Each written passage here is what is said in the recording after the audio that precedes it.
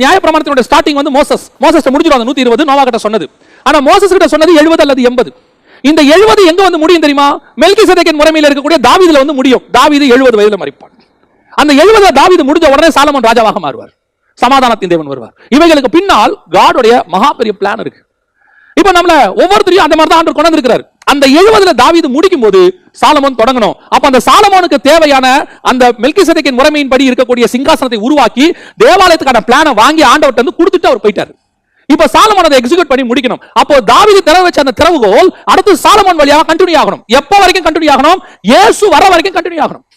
இயேசு அந்த ராஜ்யபாரத்தில் வந்து உட்கார்வார். இஸ்ரவேலிலே சிங்காசனத்தில் எருசலேமிலே வந்து ராஜாவாக உட்கார்வார். அவர் உட்கார்ந்து அந்த ரெண்டு முறைமையும் முடிப்பார். எப்படி தாவீது உள்ள ஆசாரியனாவும் ராஜாவும் உள்ள வந்தாரோ அதே மாதிரி இயேசு கழுதையில ராஜாவாகவும் ஆசாரியனும் உள்ள வந்து முடிச்சிருக்கணும். ஆனா நடுவுல ஒரு பிரச்சனை நடந்துருச்சு. என்ன பிரச்சனை நடந்துருச்சு? இந்த தாவீதின் திறவுகோலை திறந்து அதன் வழியாக சாலமோன் டிராவல் பண்ணும்போது அங்கே ஒரு மிஸ்டேக்கை பிசாசு கொண்டு வந்து நுழைக்கிறான். என்ன நுழைக்கிறான் அப்படின்னு சொல்லி நீங்க பாத்தீங்கன்னு சொன்னா 1 ராஜாக்களின் புத்தகம் 11ஆம் அதிகாரம் 3, 4, 5 வசனங்களை நீங்க வாசித்து பாத்தீங்கன்னா சாலமோனுடைய ராஜ்யபாரத்துக்குள்ள சாலமோன் சிங்காசனத்தில் உட்கார்ந்து இருக்கிறார். நான் தான் என்ற தகப்பனுடைய சிங்காசனத்தில் உட்கார வைத்தாருங்கிறார் சாலமோன். சொல்லும்போது அப்படிதான் சொல்றாரு. அந்த சிங்காசனத்துக்குள்ள எது வருது தெரியுமா? பிசாசின் கூட்டங்கள் உள்ள நுழையுது. 1 ராஜாக்களின் புத்தகம் 11ஆம் அதிகாரம் 3வது வசனத்தில் சொல்லுது, அவனுக்கு பிரபுக்கள் குலமான 700 மனையாட்டிகளும் 300 மறுமனையாட்டிகளும் இருந்தார்கள். அவனுடைய ஸ்திரீகள் அவன் இருதயத்தை வழி போக பண்ணினார்கள். ஏன் கர்த்தர் பின்னாடி சொல்றாரு, நீ புறஜாதிக்குள்ள போய் திருமணம் செய்யக்கூடாது. ஏன் திருமணம் பண்ணக்கூடாது? நீ அப்படி திருமணம் பண்ணினா அந்த ஸ்திரீகள் உன்னை வழி போக பண்ணுவார்கள். இத 3வது இடத்தமா இந்த இடத்துல சொல்லுவாரு. இத பிரமாணமாவும் கொடுப்பாரு. முதல்ல நோவா காலத்துல அவங்க போய் என்ன செஞ்சாங்க? புறஜாதியரோட கலந்தாங்க. அதாவது தேவபுத்திரர் மனுஷகுமாரத்திகள். அடுத்து ஆசாரியப்பு கூடாரத்தின் காலத்துல அந்த மோவாபிய ஸ்திரீகளோட போய் கலந்தாங்க. இப்போ சாலமோன் இந்த இடத்துல மிகப்பெரிய எவ்வளவு பெரிய ஞானவான் பாருங்க, எவ்வளவு பெரிய ஞானவான். அவர் எங்க விழுறார் பாருங்க. அடுத்து 4வது வசனத்தை வாசித்து பாருங்க. சாலமோன் வயது சென்ற போது அவனுடைய மனைவிகள் அவன் இருதயத்தை அந்நிய தேவர்களை பின்பற்றும்படி சாய பண்ணினார்கள். அதனால் அவனுடைய இருதயம் அவன் தகப்பனாகிய தாவீதின் இருதயத்தை போல தன் தேவனாகிய கர்த்தரோடு உத்தமமாய் இருக்கவில்லை. டோர் க்ளோஸ் ஆயிருச்சு, திறவுகோல் க்ளோஸ் ஆயிருச்சு. காரணம் என்ன? அந்நிய ஸ்திரீகளை திருமணம் செய்தது. எப்போது தேவ திட்டத்தோடு இருக்கிற ஆவியில் இருக்கக்கூடியதான இந்த தேவ சித்தமும் உலகமும் கலக்குதோ அப்பொழுது கண்டிப்பாக இந்த உலகம் இந்த தேவ திட்டத்தோடு இருக்கிறவர்களை வழுகி போக பண்ணும், தேவனை விட்டு தூரம் போக பண்ணும். நிறைய பேர் இன்னைக்கு என்ன சொல்றாங்க தெரியுமா? புறஜாதி, அதாவது தேவனை அறியாதவர்களை, ரட்சிக்கப்படாதவர்களை, ஞானஸ்நானம் எடுக்காதவர்களை, பரிசுத்த அபிஷேகம் பெறாதவர்களை, ஆவிக்குரிய அனுபவம் இல்லாதவர்களை தங்களோடு கூட இணைத்துக் கொள்ள விரும்புகிறார்கள். அது பிசினஸ் ஆக இருக்கட்டும், அல்லது வந்துட்டு திருமணமான காரியங்களாக இருக்கட்டும், எதுவானா இருக்கட்டும். வசனம் தெளிவா சொல்லுது, அந்நியரோடு பிணைக்க கூடாது, அவிசுவாசி விசுவாசியோட சேரக்கூடாது. இன்னைக்கு பல காரணங்கள், அது எது வேணாலும் இருக்கட்டும்.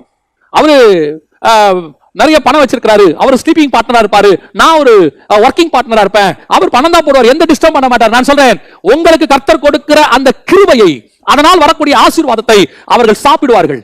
ஒரு நாள் எல்லாவற்றையும் உருவி விட்டு உங்களை அனுப்பி விடுவார்கள். It's fact. இது பிசாசோட திட்டம். நம்ம கிட்ட இருந்து வாங்குறதுக்கு பிசாசு யூஸ் பண்ற மெத்தட் அதுதாங்க. அவனுடைய ஆள் ஒருத்தனை உள்ள அனுப்பி விடுவான். அதை தான் சொல்றேன். நிறைய பேர் இன்னைக்கு சொல்றாங்க, இன்னைக்கு வாலிப பிள்ளைகள், நிறைய பேர் திருமண வயதில் இருக்கிறவங்க சொல்ற வார்த்தை, அவங்க வேலை செய்யற ஸ்தலத்துல தேவனை அறியாதவங்களை விரும்பிடுறாங்க. வீட்டுல வந்து சொல்றாங்க, ஏன் அவங்க இயேசுவை ஏத்துக்கொள்றேன்னு சொல்றாங்க, சர்ச்சிலேயே கல்யாணம் வச்சுக்கலாம்னு சொல்றாங்க.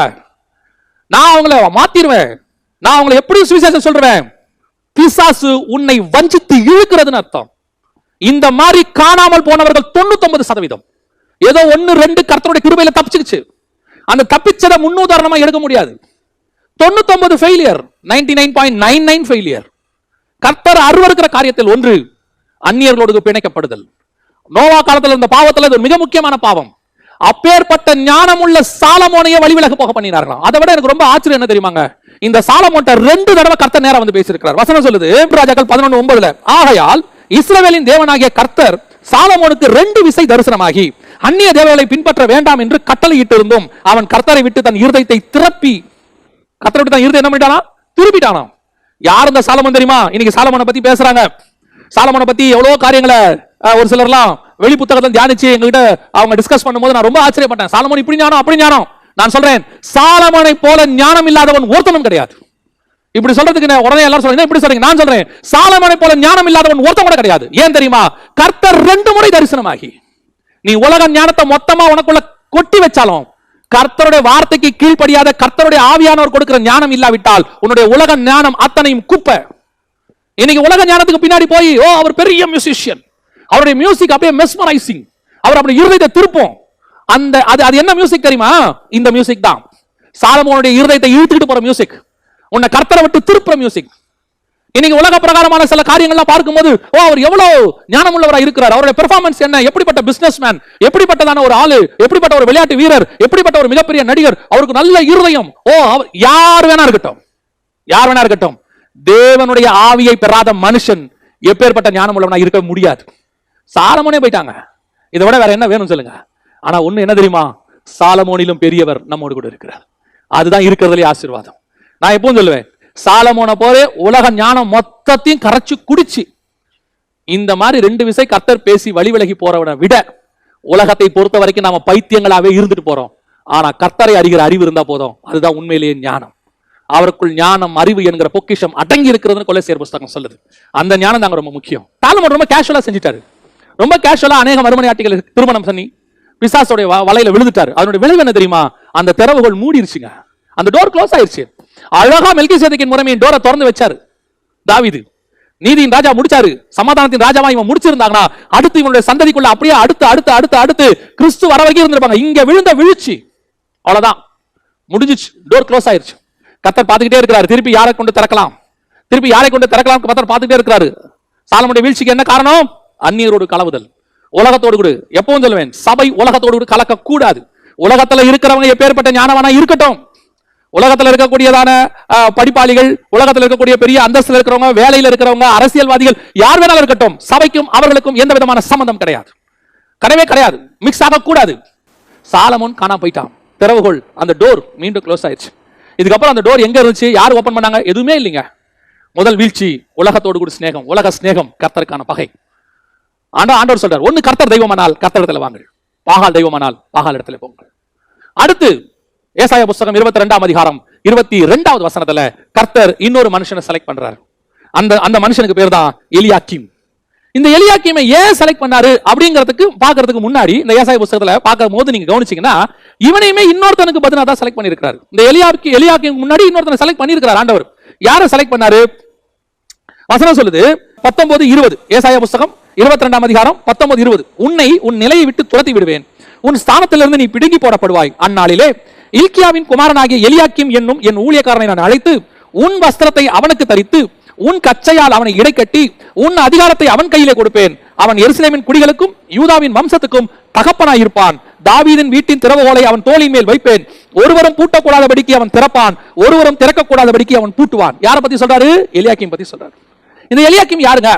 எலியாக்கீம் யாருன்னு பார்த்தா, இவனும் அந்த மெல்கிசேதேக்கின் முறைமைக்குள்ள வரான். அதான் ரொம்ப முக்கியம். எலியாக்கீமுடைய தாத்தா யாருன்னு சொன்னா உங்களுக்கு தெரியும். யார் தெரியுமா? பிரதான ஆசாரியனாகிய அசரியா. அவர்தான் எலியாக்கீமுடைய தாத்தா. இந்த அசரியாவுடைய பையன் பேர் தான் இல்கியா. இவருடைய பையன் தான் யாருன்னு கேட்டீங்கன்னு சொன்னா எலியாக்கீம். இந்த வம்சம் அப்படியே வருது. ஆரோனின் புத்திரர் தான் கோஹாத்தின் புத்திரர்கள். இந்த கோஹாத்தின் புத்திரர்கள் வம்சத்துல தான் யார் வருது? அசரியா வராரு. அசரியாவுடைய பேர பையன் தான் இந்த எலியாக்கீம், அதாவது பிரதான ஆசாரியர் லிஸ்ட்ல இருக்கிறார். ஆனா இந்த எலியாக்கீம் யாரா இருக்கிறாரு அப்படின்னு பாத்தீங்கன்னு சொன்னா, இவர் அதுக்கு முன்னாடி பினான்ஸ் மினிஸ்டரா இருக்கிறார். யாருக்கிட்ட பினான்ஸ் மினிஸ்டர் இருக்கிறாரு? எஸ்ஏகே கிட்ட பினான்சியல் மினிஸ்டர் இருக்கிறார். உங்களுக்கு இன்னும் தெளிவா சொல்லணும்னா, சனகரிப்பு தேசத்தை பிடிக்க வராரு இல்லீங்களா? சனகரிப்பு தேசத்தை பிடிக்க வரும்போது சனகரிப்பு அவருடைய தளபதி கிட்ட ரப்சாக்கே அவங்க கிட்ட பேசுறதுக்கு ஒரு 3 பேர் போவாங்க. அந்த 3 பேர்ல ஒருத்தர் செபனா, இன்னொருத்தர் எலியாக்கீம். அந்த 3 பேர்ல ஒரு ஆள் தான் இந்த எலியாக்கீம் போனாங்க. இந்த எலியாக்கீமை பார்த்து தான் கர்த்தர் இந்த வார்த்தையை சொல்றாரு. இந்த எலியாக்கீமை பத்தி பார்க்கிறதுக்கு முன்னாடி நம்ம இன்னொரு பார்த்தோம் இல்லையா, உன் ஸ்தானத்துல தான் எலியாக்கீமை கொண்டு வந்தேன்னு. யார் ஸ்தானத்துல கொண்டு வந்தாரு அப்படின்னு பாத்தீங்கன்னா, அதே ஏசாயா 22ஆம் அதிகாரம் 15வது வசனத்துல வசனம் சொல்லுது, சேனைகளின் கர்த்தராகிய ஆண்டவர் உரைத்த போது நீ அரண்மனை விசாரிப்பு காரணம் பொக்கிஷ காரணம் ஆகிய செப்னா என்பவனிடத்தில் போய் சொல்ல வேண்டியது என்னவென்றால், இந்த செப்னா யார்? இந்த செப்னா இவருடைய ஸ்தானத்துக்கு தான் இந்த எலியாக்கீம் வராரு. செப்னாவை தள்ளிட்டு கர்த்தர் எலியாக்கீமை கொண்டு வராரு. இந்த செப்னா யாரு? அவரும் விசாரிப்புக்காரன், அவரும் பினான்ஸ் மினிஸ்டர். யாருக்கிட்ட? எஸ்ஏகே கிட்ட. இந்த செப்னாவுடைய ஸ்தானத்தை ஏன் கர்த்தர் தள்ளினாருன்னு பாருங்களேன். ஏன்னா உன் வஸ்திரத்தை அவனுக்கு உடுத்தி உன் கச்சையை அவனுக்கு கட்டி அவன் தாவீதின் வீட்டுக்கு தகப்பனா இருப்பான் அப்படின்னு இருக்கு. அப்ப இந்த செப்னாவை ஏன் கர்த்தர் தள்ளினாரு அப்படின்னு கேட்டீங்கன்னா, அந்த வசனத்தை படிச்சுட்டே வாங்க. 16வது வசனத்துல இருக்கு, உயர்ந்த ஸ்தலத்திலே தன் கல்லறையை வெட்டி கண்மலையிலே தனக்கு வாசஸ்தலத்தை தோண்டுகிறவனை போல நீ, நல்லா கவனிங்க, நீ உனக்கு இங்கே கல்லறையை வெட்டும்படி உனக்கு இங்கே என்ன இருக்கிறது, உனக்கு இங்கே யார் இருக்கிறார்கள்? இந்த செப்னாவை உயர்ந்த ஸ்தானத்துக்கு கர்த்தர் கொண்டு வரார், ஆசீர்வதிக்கிறார். ஆனா இந்த செப்னா என்ன பண்ணிறாரு?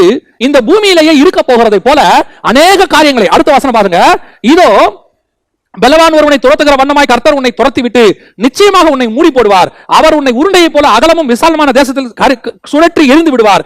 அங்கே நீ சாவாய். அங்கே உன் மகிமையின் ரதங்கள் உன் ஆண்டவனுடைய வீட்டுக்கு இகழ்ச்சியாய் இருக்கும். மகிமையின் ரதங்கள்லாம் வாங்கி வச்சிருக்கிறார்.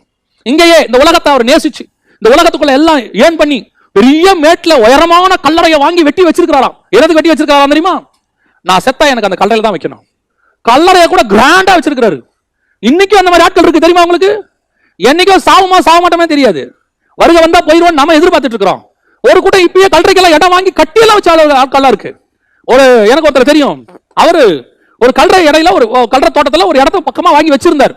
அவர் சொன்னார், என்னைக்கு நான் செத்தாலும் என்னை அந்த இடத்துல தான் புதைக்க வேண்டும். இப்பவே ரெடி. இன்னைக்கு இருக்கிற ஒண்ணுமில்லாத நமக்கே இவ்வளவு இருந்திருக்குதுன்னா சப்னாவுக்கு எப்படி இருந்திருக்கு பாருங்க. உயர்ந்த மேட்ல கல்லறையை வாங்கி ரதங்களை வாங்கி ஒரு ஃபைனான்ஸ் மினிஸ்டர், அவரு ராஜா கூட இல்ல, ஃபைனான்ஸ் மினிஸ்டர். ஆண்டவர் சொல்றாரு, உனக்கு இங்கே என்ன இருக்கிறது? மெல்கிசேதேக்கின் முறைமையின்படி வாழ்கிறவனுக்கு இந்த பூமியில் ஒன்றும் கிடையாது. இந்த பூமியில் அவனுக்கு ஒன்றும் மேன்மை கிடையாது. இந்த பூமியில அவன் தனக்கென்று ஒன்றும் சேர்க்கக்கூடாது. இதைத்தான் இயேசு திருப்பி திருப்பி திருப்பி சொல்றாரு, உனக்கு இங்கே என்ன இருக்கிறது? இப்ப நீங்க யோசிச்சு பாருங்க. இயேசு கிறிஸ்து இந்த மெல்கிசேதேக் முறைமையில் வரும்போது அவர் நினைச்சிருந்தாருன்னா, லூக்கா எழுதின சுவிசேஷம் 8ஆம் அதிகாரத்துல ஆஸ்திகளால் அவருக்கு ஊழியம் பண்ணினார்கள் இருக்கு. 100க்கு அதிபதி சும்மாவா அனுப்பியிருப்பான். வேலைக்காரனை சுகமாக்கி இருக்கிறார், சும்மாவா அனுப்பியிருப்பான். எவ்வளவு பொண்ணை உயிரோடு கூட எழுப்பி இருக்கிறாரு, சும்மாவா அனுப்பியிருப்பான். எத்தனை ஆயக்காரர்கள் வீட்டுக்கு கூப்பிட்டு உட்கார வச்சு சாப்பாடை போட்டு அவருக்கு அனுப்புறாங்க, சும்மாவா அனுப்பியிருப்பாங்க. எவ்வளவு ஆஃபரிங் கொடுத்திருப்பாங்க, எவ்வளவு கொடுத்திருப்பாங்க இயேசு கிறிஸ்து கிட்ட. ஒண்ணு கூட அவர்கிட்ட இல்ல பாருங்க. இயேசு நினைச்சிருந்தா என்ன பண்ணிருக்கலாம் யோசிச்சு பாருங்க.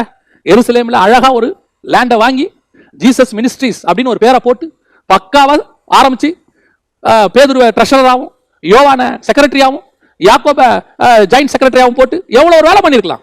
இதெல்லாம் செஞ்சா தப்பான்னு கேட்காதீங்க, நான் தப்புன்னு சொல்ல வரல. அவர் நினைச்சிருந்தா செஞ்சிருக்கலாம். ஆனால் மெல்கிசேதேக்கின் முறைமையின்படி வாழுகிற அவர் என்ன சொல்றாருன்னா, இப்பூமி சொந்தம் இல்ல, எனக்கு என்று எதுவும் இல்லை. திருப்பியும் சொல்றேன், நிறைய பேர் என்ன சொல்றாங்க தெரியுமா? அப்போ சபையெல்லாம் கட்டுற தப்பா? கர்த்தர் ஒண்ணு கட்ட சொல்லி கர்த்தர் ஒண்ணு செய்ய சொல்லி நீங்க எதை செய்தாலும் அது தப்பே கிடையாதுங்க. இப்போ நோவா பேலை கட்ட சொல்றாரு, நோவா பேலை கட்டுறாரு. எதுக்குடா கட்டுற? உலகம் அழியுது அதனால நான் கட்ட போறேன். ஏப்பா உலகம் அழியுது பிரசங்கம் பண்ற உனக்கு எதுக்கு பேலை? அதான் உலகம் அழிய போதே. இந்த கேள்வி கொஸ்டின் வரும் தானே. இப்போ வனாந்தரத்துல குடியிருக்கிறாங்க ஜனங்க, தேவ ஜனங்க, இஸ்ரவேலர்கள். அங்க என்ன பண்றாங்க? தங்கத்திலையும் ரத்தாம்பரத்திலையும் எல்லாத்தையும் சேர்த்து ஒரு ஆசாரிப்பு கூடாரம் கட்டுறாங்க. ஏப்பா நீங்களே பரதேசியா சுத்திட்டு இருக்கீங்க, நீங்களே சொல்றீங்க அந்நியரும் பரதேசியம்னு. உங்களுக்கு எதுக்கு அந்த கூடாரம்? இது கர்த்தர் கட்ட சொன்னாரு. கர்த்தர் உங்களை ஒரு திட்டம் கொடுத்து செய்ய சொல்லும் போது நீங்க செய்யுங்க, அதுல எந்த தப்புமே கிடையாது. If it's God's will, he will provide also. அவர் கண்டிப்பாக அதை தந்து கட்ட சொல்வார். இங்க என்ன பிரச்சனை?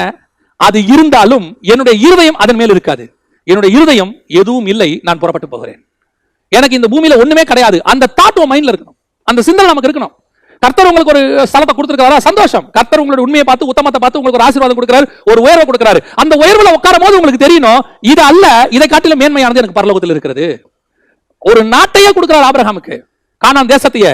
அந்த தேசத்துக்குள்ள வந்த பிறகு ஆபிரகாம் சொல்லுகிறாரு, அவர்கள் இதை அல்ல தங்கள் சுய தேசத்தை நாடி போகிறார்கள். தங்களுக்கு இந்த நியமிக்கப்பட்டிருக்கிறது வேற ஒன்று இருக்கிறது, உன் சந்ததிக்கு தருவேன்னு அவர் தாங்க சொன்னாரு. அவர் தான் கொடுத்து இருக்கிறாரு. யாக்கோபு வரைக்கும் அவங்க இருக்கிறாங்க, பாக்குறாரு, கண்ணால பாக்குறாரு ஆபிரகாம். ஆனாலும் அவர் சொல்றாரு எபிரேயர் 11:16 இதை காட்டிலும் மேன்மையான பரமதேசத்தை அவர்கள் நாடினார்கள். அதை தான் சொல்ல வரேன். நான் உடனே இப்படி சொன்ன எல்லாரும் என்ன நினைக்கிறாங்க? அப்ப இந்த பூமியில எதுவுமே வேண்டாமா? உங்களுக்கு கர்த்தர் இந்த வாழ்றதுக்கு என்ன கொடுக்குறோ அதை வச்சுக்கோங்க. ஆனாலும் அது அல்ல, அதை காட்டிலும் மேன்மையானது ஒன்று இன்னும் ஒன்று வரப்போகிறது. என் இருதயம் அதன் மேல இருக்கும். இது வாழ்றதுக்கான எனக்கு கர்த்தர் கொடுத்திருக்கிறாரு. இது என்ன ஆளக்கூடாது, நான் அதை ஆளணும். இந்த எனக்கு வாழ்றதுக்கு இந்த பூமியில கொடுக்கிறாரு, அதை என்ன கண்ட்ரோல் பண்ணிடக்கூடாது. எனக்கு கர்த்தர் கொடுத்த வீடோ ஆஸ்தியோ சம்பாத்தியமோ எதுவுமே என்ன கண்ட்ரோல் பண்ணக்கூடாது. அது என் ஆளுகைக்கு கீழே இருக்கணும். என்னைக்கு வேணாலும் தூக்கி போட்டு போறதுக்கு நான் தயாராக இருக்கணும். அதுதான் தாட். இப்ப என்ன ஆயிடுச்சு? ஒரு உயரமான கண்மலையின் மேல போய் ஒரு கல்லறையை வெட்டி ரதங்களை வாங்கி, இப்ப ஆண்டவர் சொல்றாரு, நீ லைக் பண்ண மாட்ட, நீ இந்த பூமியில வாழ ஆசைப்படுறேன், இதை எடுத்து நான் யார் மேல போட போறேன்? எலியாக்கிம் மேல போட போறேன்.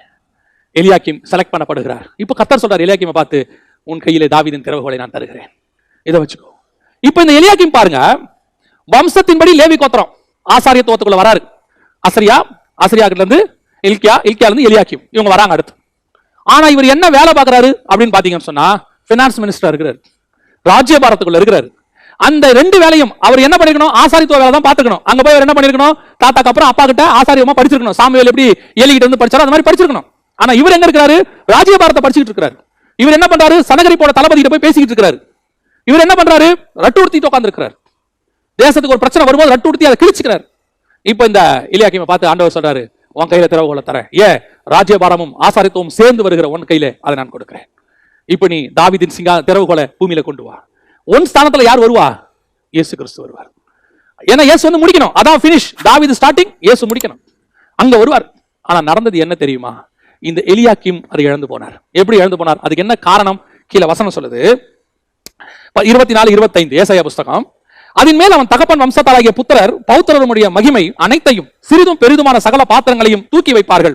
உறுதியான இடத்தில் கடாவப்பட்டிருந்த அந்த ஆணிலே அந்நாளிலே பிடுங்கப்பட்டு முறிந்து விழும். அப்பொழுது அதன் மேல் தொங்கின பாரம் அருந்து விழும் என்று சேனைகளின் கர்த்தர் உரைக்கிறார். கர்த்தரே இதை உரைக்கிறார் என்று சொல் என்றார். இந்த இடத்துல எலியாக்கீமை பத்தி என்ன சொல்லப்பட்டிருக்கு? உறுதியான இடத்திலே கடாவப்பட்ட ஆணி. எந்த உறுதியான இடம்? கிறிஸ்து. கிறிஸ்துவின் மேல் கட்டப்பட்ட ஒரு ஆணி மாதிரி அடிக்கப்பட்ட உறுதியான இடம், அவர் தான் உறுதி. ஆனா இந்த ஆணி மேல அவங்களுடைய சகோதரர்கள், அவங்களுடைய தகப்பன் வீட்டார் எல்லாம் சேர்ந்து என்ன பண்ணாங்களா? பாரத்தை தூக்கி மாட்டிட்டே இருக்கிறாங்க. பாரம் மாட்ட மாட்ட மாட்ட நல்ல ஸ்தானத்துல, உறுதியான ஸ்தானத்துல அடிக்கப்பட்ட இந்த ஆணி ஒரு நாள் முறிந்து விழுந்தது. எலியாக்கீமுடைய அந்த ஆசீர்வாதம், திறவுகோல் அவனை விட்டு போச்சு. காரணம் என்ன தெரியுமா? பாரம். இந்த உலகத்தினுடைய பாரங்கள், உலகத்தினுடைய மகிமை, இதெல்லாம் கொண்டு வந்து போடுறாங்க. அதான் நான் எப்பவும் சொல்லுவேன், உலகத்தினுடைய ஆசீர்வாதத்துக்கு எப்பவுமே கேர்ஃபுல்லா இருங்க. உலகத்தினுடைய மிக முக்கியமான, நம்ம ஒரு பாவம் பார்த்தோம் பாத்தீங்களா, நம்ம நோவா காலத்துல உள்ள பாவத்துல. அதுல இன்னொரு பாவம் என்ன தெரியுமா? 21ஆம் அதிகாரம் லூக்கா எழுதின சுவிசேஷத்தை நீங்க வாசித்து பாருங்க. அங்க சொல்ற ஒரு பாவத்துல ஒண்ணு, நோவா காலத்துல இருந்த பாவமாக சொல்லப்பட்ட ஒரு காரியம் என்ன அப்படின்னு பாத்தீங்கன்னு சொன்னா, லூக்கா எழுதின சுவிசேஷம் 21ஆம் அதிகாரம் 34வது வசனம். உங்கள் இருதயங்கள் பெருந்திண்டியினாலும் பெரியினாலும் லௌகீக கவலைகளினாலும் பாரம் அடையாதபடிக்கு. இந்த உலகத்தினுடைய பாரம் இருக்குது, இந்த பாரம் கர்த்தர் உங்களுக்கு வச்ச அழைப்பை விட்டு உங்களை வழிவிலக போக பண்ணும். கர்த்தர் உங்களுக்கு நீ வச்சிருக்கிற ஆவிக்குரிய ஆசீர்வாதத்திலிருந்து உங்களை வழிவிலகி போக பண்ணும். நம்ம என்ன நினைக்கிறோம்னா, பாவம் என்பது என்ன? கண்களின் இச்சை, ஜீவனத்தின் பெருமை, மாம்சத்தின் இச்சை, இதான் பாவம் நினைக்கிறோம். இது ஒரு வகை நம்ம விழுந்து போறதுக்கு. இந்த மாதிரி நிறைய வகை இருக்கு. இன்னொரு வகை இருக்கு புகழ்ச்சி, இன்னொரு வகை இருக்கு ஆசீர்வாதம். நான் சொல்லுவேன், இல்லாமையில ஆண்டவரை விட்டு தூரம் போனவங்களை விட ஆசீர்வாதத்துல தூரம் போனவங்க தான் ஜாஸ்தி. தாவீதுக்கும் சாலமோனுக்கும் அதான் வித்தியாசம். இதுல இன்னொரு வகை இருக்கு, என்ன தெரியுமா? அதான் லௌகீக கவலை, உலக பாரம். இந்த பிசாசு கொடுக்கிற மிக முக்கியமான ஒரு திட்டம், ஒரு பிளான் என்னன்னு கேட்டீங்கன்னா,